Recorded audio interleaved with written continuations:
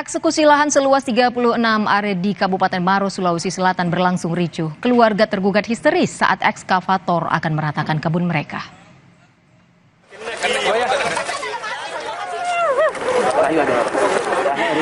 Ibu, coba dari posisi ini pokoknya ibu udah diterima ibu.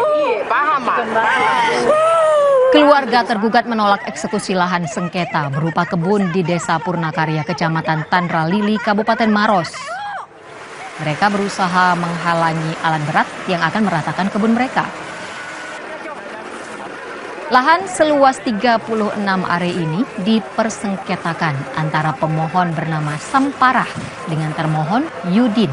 Keduanya rupanya masih satu keluarga.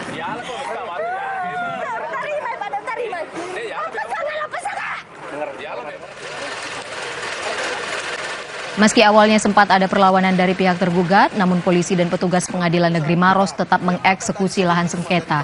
Sengketa lahan berupa kebun ini merupakan kasus antara keluarga sepupu.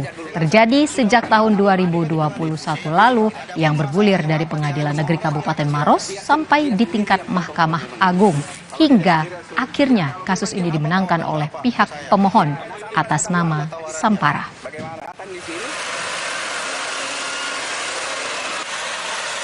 Sudah ada vonis pengadilan atau gimana Pak? Belum ada. Belum ada ya Pak? Ya. Tiba-tiba ada seperti ini ya Pak? Tiba-tiba ya.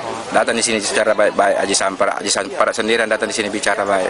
Baku atur. Eksekusi hari ini adalah objek sengketa dalam perkara data nomor 50 PD3 2021 antara Haji Sampara melawan Yudin, dan pemenangnya adalah Haji Sampara sebagai penggugat, dan perkara ini telah bergulir dari Pengadilan Negeri Maros sampai putusan Mahkamah Agung yang sudah berkekuatan hukum.